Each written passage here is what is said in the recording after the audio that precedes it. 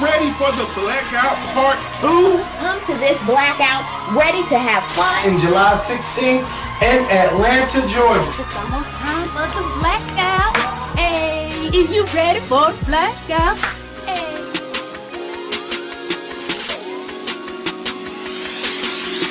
What's going on YouTube? Jamar.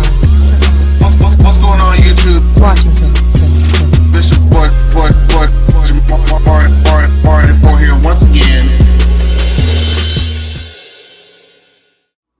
Hey, what's going on YouTube? This is your boy Jamar Duport here once again for a video that I've been meaning, or a series that I've been meaning to bring back for months and have just been far too lazy to do it. But we're here tonight and I had the perfect excuse to bring it back just because of the series of events that have happened over the past, really the past few days. So first, I'm gonna go ahead and get her out the way, or we're gonna start with her. So tonight is April 23rd, and this was the day that there was all this promotion about this Beyonce Lemonade TV special premiere, what have you. So this is actually the first time Beyonce has given us notice about something in a long time. And so the special just went off. Now we're gonna quickly talk about it because I didn't write anything down just because I was just watching the whole thing. And towards the beginning, I was like, okay, all right. But once I was like, I like the songs. Like, there's just gonna be a plethora of rumors about divorce and whatnot. But she was going there. Like, it wasn't even like an allude to or like a metaphor. Like, no, she straight up was like, fuck this bitch. Like, who is this bitch that you fucking? You coming home all times of nights? What the hell going on?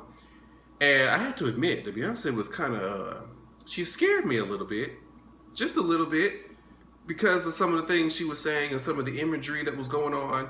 She was had a whole bunch of these girls in these white robes in these circles, putting up their hands and whatnot, talking about some, if I could put her skin on my skin, wear her hands as gloves and her scalp as a helmet or something like that. I'm like,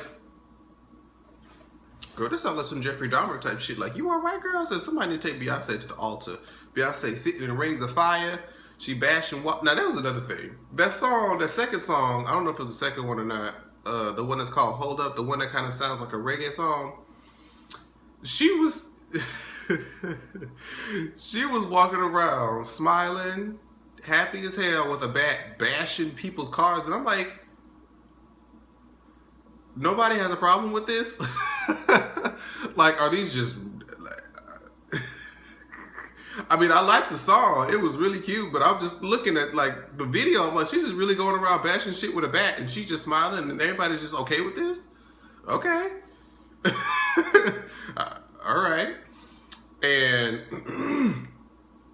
there was just a lot.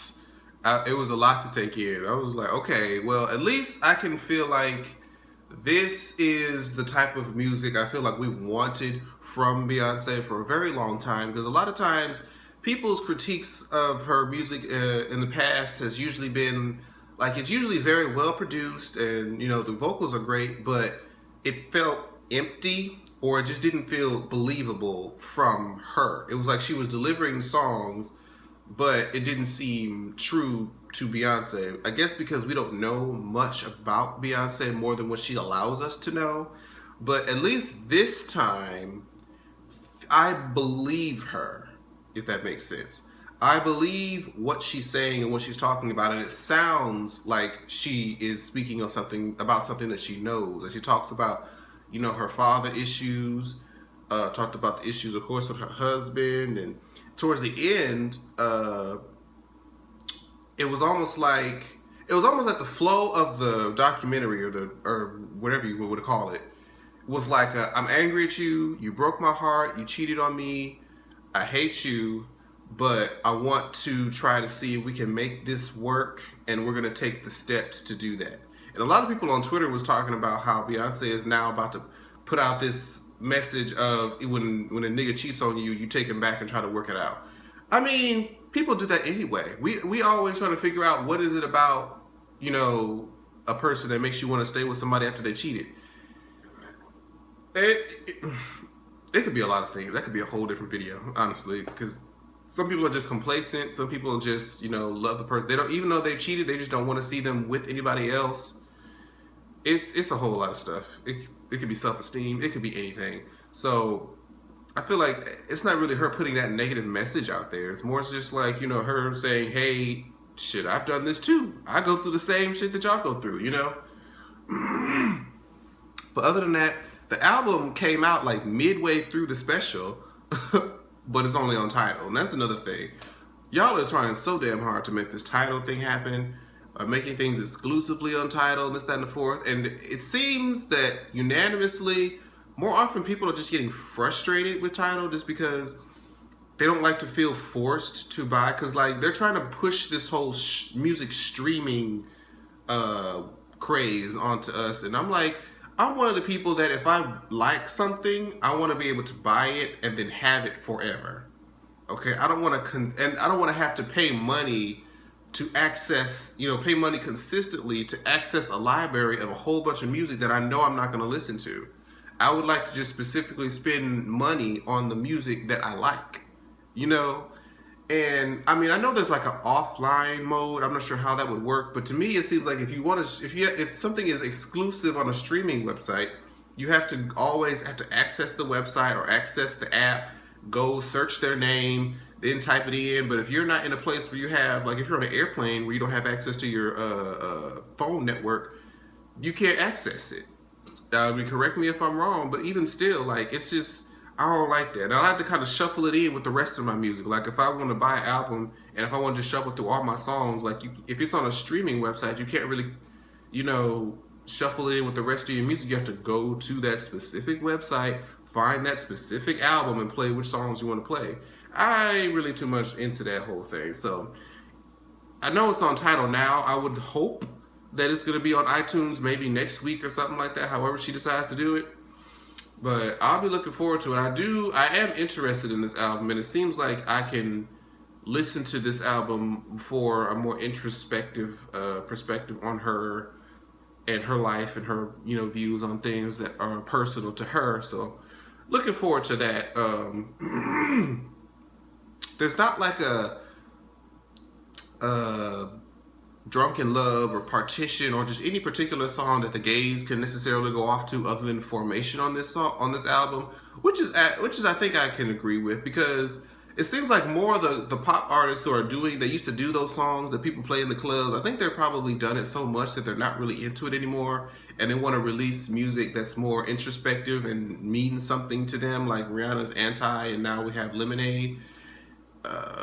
Where they just feel like something with more substance. Because even like, well, that's a whole different subject. But yeah, I'm actually appreciating the more mature music from these A-list artists these days. So I hope this continues, because I feel like those are the type of songs that stand the test of time. You know what I'm saying? But yeah, so that was Beyonce's Lemonade. Make sure you guys go, I guess, stream it on Tidal, because you can't buy it. Not yet, anyway. And the encore of the show comes on tomorrow night. I'm not sure what time, but I did see it on the little preview. So it's good. If you missed it tonight on HBO, speaking of which, HBO is free for this weekend, so y'all better go ahead and take advantage of that. I have my Pitch Perfect 2 I've been meaning to watch this coming on DVR. So if y'all don't have HBO, like you better utilize this free weekend to get the shit that you want to get. But anyways, so on to other sad news. The 21st, I believe, is when this happened. R.I.P. to Prince. Y'all know Prince was a huge pop culture phenomena starting in the late 70s, early 80s. And he was... Prince's whole being was always very interesting to me, because he was, what is considered androgynous, where it's like a mixture of male and female. And I just was like, he's not necessarily gay, because he fucks with bitches and has had, wives. Does Prince have children? He probably has children, I would assume. But when he passed, you see a lot of people that were mourning his death. Specifically, my girl Forrest Rocks uploaded a video on her channel, feeling really, really emotional in the breakdown, because when you grow up with a person and you admire them so much for so long, they almost seem immortal to you. But it's like when they show their human side, where they actually pass away, it's like you feel like somebody in your family has died because they were such a big part of your life. That's kind of how I was feeling with Whitney. Not as much as with Michael. With Michael, I was just in such disbelief, because it was like the first time a huge artist that I really knew about had passed away, and Whitney was just, I grew up with Whitney like a lot of people grew up with Prince. So when she gone, I was just like, oh my God, I felt really, really bad. And then I felt bad for probably Christina to lose a mom, like not just Whitney as the artist and as a singer, but as a mom, So a lot of people were giving Prince recognition in their concerts. They dedicated things to him. I know Mariah Carey sung One Sweet Day at her recent concert. Rihanna did Diamonds. Stevie Wonder did his tribute. Fantasia did a tribute. Jennifer Hudson did a tribute, if I'm not mistaken, at a play. I forget the name.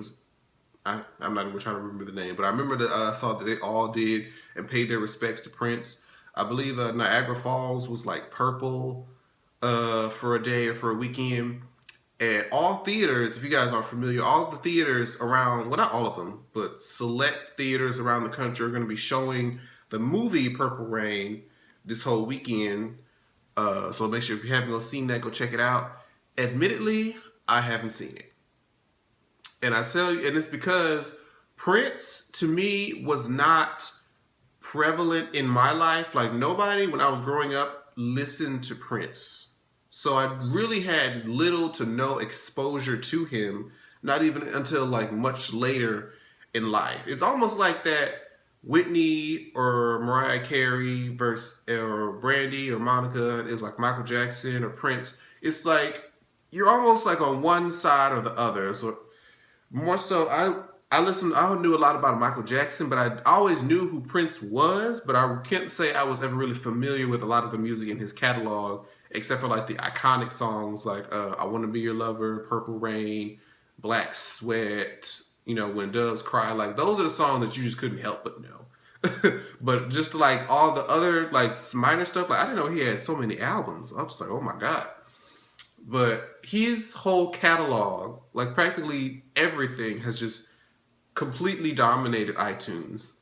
Like every song, I think they said like 63 of his songs have just charted all over Billboard, all over iTunes. So people are remembering him, getting introduced to his music, his music getting introduced to a younger market for those who are in the iTunes generation.